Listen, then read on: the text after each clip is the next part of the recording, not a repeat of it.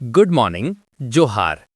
आप देख रहे हैं झारखंड तक 24, आपका अपना चैनल, जहां हर सुबह की शुरुआत होती है राज्य की सबसे बड़ी और भरोसेमंद खबरों के साथ। तो आइए नजर डालते हैं आज की झारखंड की 30 बड़ी खबरों पर। लेकिन उससे पहले अगर आप चैनल पर नए हैं तो अभी सब्सक्राइब करें और बेल आइकन दबाएं ताकि झारखंड से जुड़ी हर जरूरी अपडेट सबसे पहले पहुंचे आपके पास। मौसम विभाग ने 25 और 26 अक्टूबर को झारखंड के कई जिलों में मेघ गर्जन के साथ हल्की से मध्यम बारिश का पूर्वानुमान जताया है। खासकर पूर्वी सिंहभूम, सरायकेला खरसावां, देवघर, दुमका, साहिबगंज, गोड्डा, पाकुड़ और जामताड़ा जिलों में बिजली गिरने की आशंका भी है। इन इलाकों में तापमान में गिरावट आएगी और सुबह रात में हल्की ठंडक महसूस होगी। रांची और आसपास के जिलों में आसमान साफ रहेगा, लेकिन बंगाल की खाड़ी में बन रहे कम दबाव का असर 26 अक्टूबर के बाद दिख सकता है। विभाग ने नागरिकों से बदलते मौसम को लेकर सतर्कता बरतने की अपील की है। गिरिडीह की सीसीएल सीपी साइडिंग से कोयला लेकर जा रही मालगाड़ी के 4 डिब्बे बरवाड़ी के पास पटरी से उतर गए। हादसे के बाद रेलवे और सीसीएल की टीम रेस्क्यू में जुटी है। बताया जा रहा है कि ट्रैक की खराब स्थिति इस दुर्घटना का कारण बनी। पिछले महीने भी इसी ट्रैक पर हादसा हुआ था। सौभाग्य से इस मार्ग पर केवल मालगाड़ी चलती है, जिससे बड़ा नुकसान टल गया। फिलहाल 2 दिन से अधिक समय बीतने के बावजूद ट्रैक बहाली का काम जारी है। दिवाली के बाद हजारीबाग में पिछले 24 घंटे में आग की 3 बड़ी घटनाएं हुई। झंडा चौक स्थित बुक डिपो में आग से लाखों की किताबें जल गईं। इंद्रपुरी चौक पर होटल के पास लगी आग से आसपास अफरा तफरी मच गई।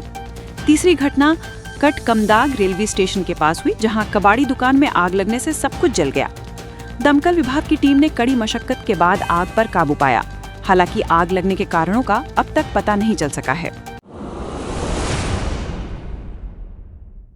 केंद्र सरकार के 2026 तक नक्सलवाद खत्म करने के लक्ष्य की दिशा में झारखंड में बड़ी सफलता मिली है। प्रतिबंधित नक्सली संगठन टीएसपीसी अब लगभग खत्म होने की कगार पर है। इसके प्रमुख शशिकांत गंझू के अलावा बाकी कमांडर या तो मारे जा चुके हैं या आत्मसमर्पण कर चुके हैं। पलामू, चतरा और लातेहार में पहले इसका दबदबा था, लेकिन अब पुलिस के लगातार ऑपरेशन के बाद संगठन लगभग समाप्त हो गया है। आने वाले दिनों में ये पूरी तरह खत्म हो सकता है। छठ पर्व नजदीक है, लेकिन देवघर नगर निगम की सफाई तैयारियां अधूरी हैं। शिवगंगा तालाब सहित कई घाटों पर गंदगी और कचरे की परतें तैर रही हैं। कुछ समितियां खुद सफाई कर रही हैं, जबकि निगम कर्मचारियों की संख्या कम बताई जा रही है। नगर आयुक्त ने कहा है कि सफाई में लापरवाही बर्दाश्त नहीं की जाएगी। वहीं कुछ ठेकेदारों ने बताया कि श्रद्धालु पूजा सामग्री तालाबों में फेंक देते हैं, जिससे सफाई का असर घट जाता है। प्रशासन ने व्रतियों से भी सहयोग की अपील की है। स्वच्छ एवं हरित विद्यालय रेटिंग अभियान में रांची ने शानदार प्रदर्शन करते हुए राज्य में 8वां स्थान प्राप्त किया है। इस अभियान का उद्देश्य स्कूलों को स्वच्छ, हरित और टिकाऊ बनाना है। गुमला जिला पहले स्थान पर रहा, जबकि पलामू सबसे नीचे। रांची में अब तक 65% लक्ष्य के तहत पौधरोपण पूरा हो चुका है। राज्य के 44,000 से अधिक स्कूल इस अभियान से जुड़े हैं। स्वच्छता और पर्यावरण संरक्षण में उत्कृष्ट प्रदर्शन करने वाले विद्यालयों को पुरस्कृत किया जाएगा। बिहार विधानसभा चुनाव को लेकर झामुमो ने साफ किया कि वो ना तो लड़ेगा और ना प्रचार करेगा। मंत्री सुदिव्य कुमार सोनू ने राजद पर भरोसा तोड़ने का आरोप लगाया और कहा कि 2020 में भी पार्टी को सीटों से वंचित रखा गया था। उन्होंने कहा कि झारखंडी लोग धोखा नहीं भूलते और आने वाले समय में इसका जवाब देंगे। राजद ने पलटवार करते हुए कहा कि झामुमो को पहले अपने संगठन को बिहार में मजबूत करना चाहिए।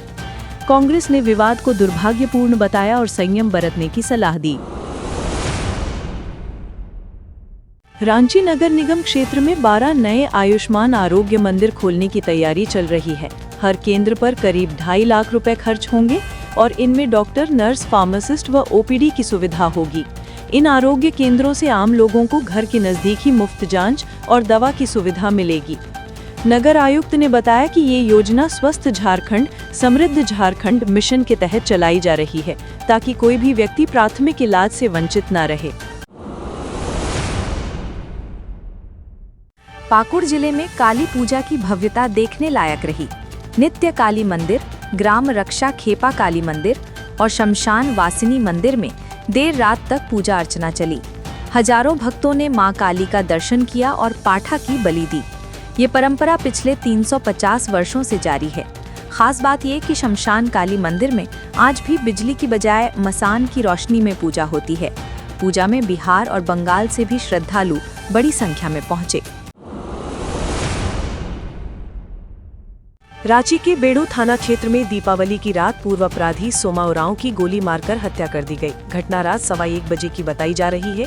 गांव के अखाड़ा में कार्यक्रम के दौरान विवाद बढ़ा और आरोपी ने सोमा पर गोली चला दी। पुलिस के मुताबिक हत्यारा भी आपराधिक प्रवृत्ति का है और दोनों पुराने परिचित थे। एफएसएल टीम मौके पर पहुंच चुकी है और आरोपी की तलाश जारी है। राजधानी रांची में लोकास्था का महापर्व छठ को लेकर प्रशासनिक तैयारियां युद्ध स्तर पर चल रही हैं। नगर निगम की टीमें 60 से अधिक घाटों की सफाई, लाइटिंग और रास्तों की मरम्मत में जुटी हैं। नगर आयुक्त सुशांत गौरव ने खुद कई घाटों का निरीक्षण किया और खतरनाक स्थलों पर रेड रिबन लगाने के निर्देश दिए। एनडीआरएफ की टीम तैनात की जा रही है ताकि श्रद्धालुओं की सुरक्षा सुनिश्चित हो सके। 14 घाटों पर हाई मास्ट लाइट लगाई गई है और ट्रैफिक व्यवस्था के लिए 500 अतिरिक्त जवानों की तैनाती होगी। प्रशासन का लक्ष्य है कि इस बार किसी भी व्रती या श्रद्धालु को असुविधा न हो।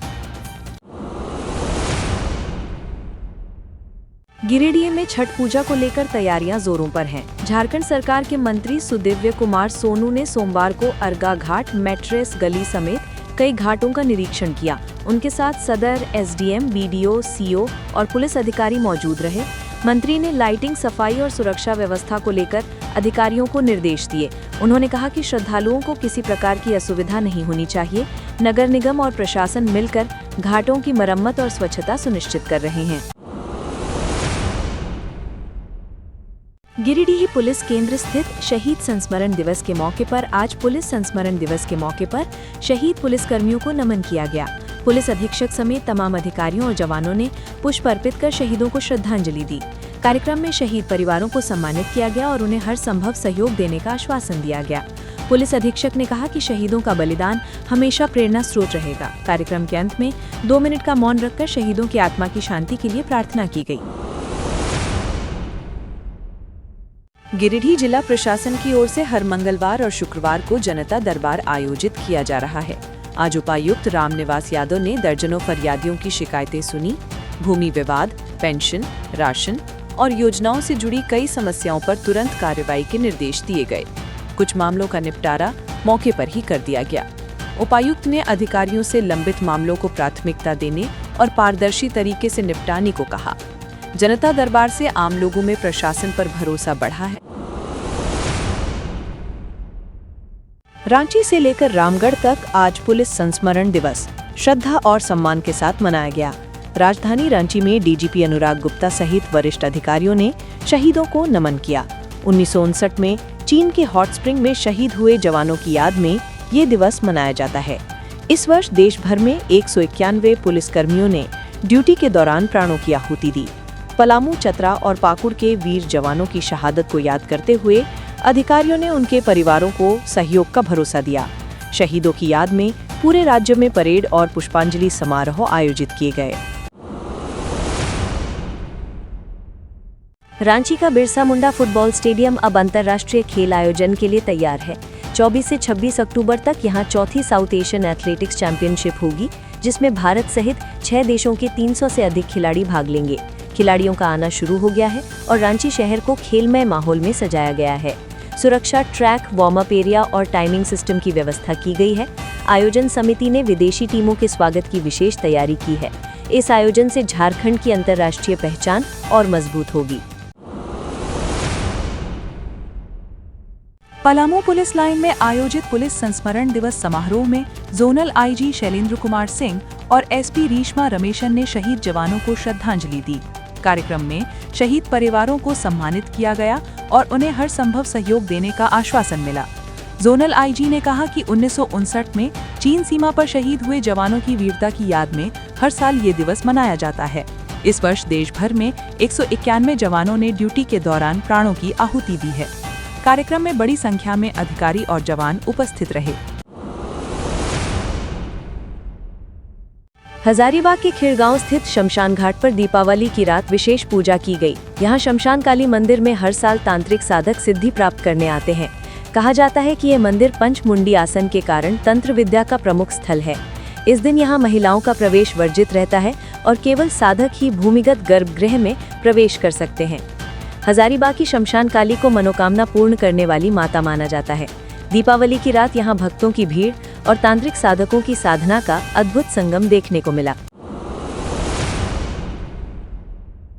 राज्य के मेडिकल, बीडीएस और होम्योपैथी कॉलेजों में 2 चरण की काउंसलिंग के बाद 319 सीटें रिक्त रह गई हैं। अब झारखंड संयुक्त प्रवेश परीक्षा परिषद ने तीसरी काउंसलिंग का कार्यक्रम जारी किया है। अभ्यर्थी 24 अक्टूबर तक संस्थान का विकल्प भर सकते हैं और 25 अक्टूबर तक संशोधन कर सकते हैं। सीट आवंटन 27 अक्टूबर से 1 नवंबर के बीच होगा। रांची, जमशेदपुर, हजारीबाग, दुमका, पलामू और गोड्डा के कॉलेजों में कई सीटें खाली हैं। परिषद ने कहा कि इस बार किसी भी सीट को खाली नहीं छोड़ा जाएगा। राज्य भर के होमगार्ड जवान स्वास्थ्य मंत्री डॉक्टर इरफान अंसारी से नाराज हैं और छठ पूजा के बाद उनके खिलाफ प्रदर्शन की योजना बना रहे हैं। जवानों का आरोप है कि मंत्री सरकारी अस्पतालों में निजी सुरक्षा गार्डों को तैनात करवा रहे हैं, जबकि प्रशिक्षित होमगार्ड उपलब्ध हैं। झारखंड होमगार्ड वेलफेयर एसोसिएशन ने कहा कि 2021 में आंदोलन के बाद सरकार ने सभी संस्थानों में होमगार्ड तैनाती का निर्णय लिया था, लेकिन अब मंत्री उस फैसले को बदल रहे हैं। एसोसिएशन ने चेतावनी दी है कि यदि निर्णय वापस नहीं लिया गया तो बड़ा आंदोलन किया जाएगा। दिवाली के बाद झारखंड के प्रमुख शहरों की हवा खराब हो गई है। रांची का AQI 170 दर्ज किया गया है, जो अस्वस्थ श्रेणी में आता है। बोकारो 156, धनबाद 154 और गिरिडीह 146 पर पहुंच गए हैं। एक्सपोर्ट ने बच्चों, बुजुर्गों और गर्भवती महिलाओं को सतर्क रहने की सलाह दी है। दक्षिणी झारखंड में हल्की बारिश की संभावना है, जबकि केंद्रीय और उत्तरी जिलों में मौसम साफ रहेगा। रांची का न्यूनतम तापमान 24 और अधिकतम 30 डिग्री सेल्सियस के आसपास रहने की उम्मीद है। प्रदूषण नियंत्रण बोर्ड ने पटाखे फोड़ने से परहेज की अपील की है। पूर्वी सिंहभूम की घाटशिला विधानसभा सीट पर उपचुनाव अब दिलचस्प हो गया है। झामुमो ने सोमेश सोरेन, भाजपा ने बाबूलाल मरांडी और JLKM ने रामदास मुर्मू को मैदान में उतारा है। ये सीट दिवंगत मंत्री रामदास सोरेन के निधन से खाली हुई थी। मतदान 11 नवंबर और मतगणना 14 नवंबर को होगी। JLKM के उतरने से मुकाबला त्रिकोणीय बन गया है। स्थानीय बनाम बाहरी का मुद्दा भी चुनाव में प्रमुख बन चुका है। झामुमो और भाजपा ने अपने शीर्ष नेताओं को प्रचार में उतारा है, जिससे मुकाबला बेहद रोचक हो गया है। देश के प्रतिष्ठित मैनेजमेंट संस्थान XLRI जमशेदपुर ने XAT 2026 के दूसरे मॉक टेस्ट का कार्यक्रम जारी किया है। उम्मीदवार 26 अक्टूबर तक पंजीकरण कर सकते हैं। ये मॉक टेस्ट 29 अक्टूबर से 1 नवंबर तक होगा। मुख्य परीक्षा 4 जनवरी 2026 को आयोजित की जाएगी। ये मॉक टेस्ट छात्रों को परीक्षा पैटर्न, कठिनाई स्तर और समय प्रबंधन समझने का अवसर देगा। XAT स्कोर के आधार पर देश भर के 800 से अधिक बिजनेस स्कूलों में एडमिशन होता है। आवेदन प्रक्रिया पूरी तरह ऑनलाइन होगी। पाकुड़ के हिरनपुर थाना क्षेत्र में मंगलवार को एक बड़ा हादसा टल गया। तारापुर पुल की रेलिंग तोड़कर तेज रफ्तार कोयला हाईवा नीचे जा गिरा। गनीमत ये रही कि चालक और खलासी सुरक्षित बच गए। हादसा उस वक्त हुआ जब हाईवा पुल से गुजर रही थी और तेज मोड़ पर नियंत्रण खो बैठी। पुल के नीचे कोई व्यक्ति नहीं था, वरना बड़ा हादसा हो सकता था। वाहन बुरी तरह क्षतिग्रस्त हो गया। पुलिस ने मौके पर पहुंचकर क्रेन से हाईवा को बाहर निकलवाया और जांच शुरू की है।